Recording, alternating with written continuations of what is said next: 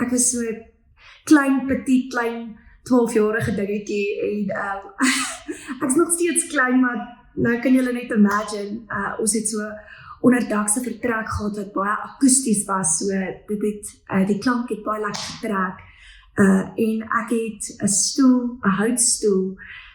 voor my pa ingetrek en ek het My Heart Will Go On van Celine Dion vir hom sommer so sonder begeleiding gesing.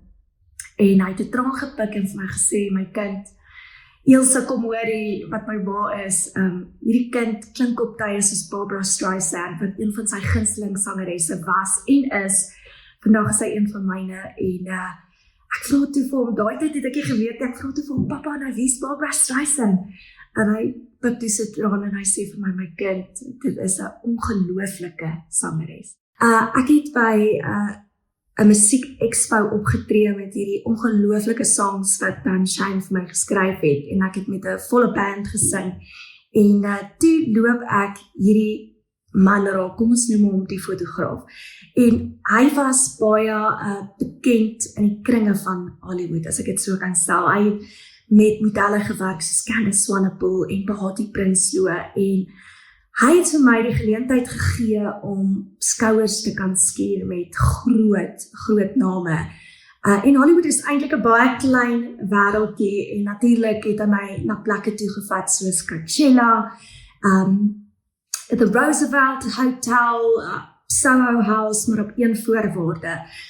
Hy het gevra dat my ma nie saamkom nie. Ek moet alleen wees. En natuurlik hierdie, jy weet, baie skaam boeremeisie, nog ons plat op die aardes, wie se waardes baie sterk was, en ek is nou so dankbaar daarvoor, want dit het my deur baie gehelp, en God het my met dit deur baie beskerm,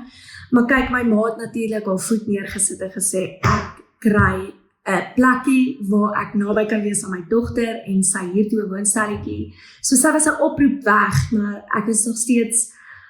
so te sê alleen met hierdie fotograaf gewees, en alhoewel ek ongelooflike dinge ervaar het, shows gaan kyk het, 'n pre-tour concert van die Rolling Stones heel voor in die middel, crazy mense ontmoet het, van hulle goed, maar ongelukkig van hulle nie so goed nie, en ja, die donker kant het my oopgemaak tot 'n hele ander wêreld, en ongelukkig was daar drugs en drank betrokke, en ek was net nog nooit 'n voorstander gewees vir dit nie. So ongelukkig het ek besluit dat dit nie was vir my nie. Ek het een baie bad ervaring gehad, en ja, ek kan sê, daai tyd het ek nie verstaan hoekom dit soms uitdraai nie, en hoekom, jy weet, hoekom ek die donker kant van Hollywood moes beleef het nie, maar die Here het my oë oopgemaak tot baie belangrike dinge, en het my baie geleer oor myself, en oor die lewe, en oor hoe goed hy is vir sy kinders. So vandag sê ek niks wil verander het nie.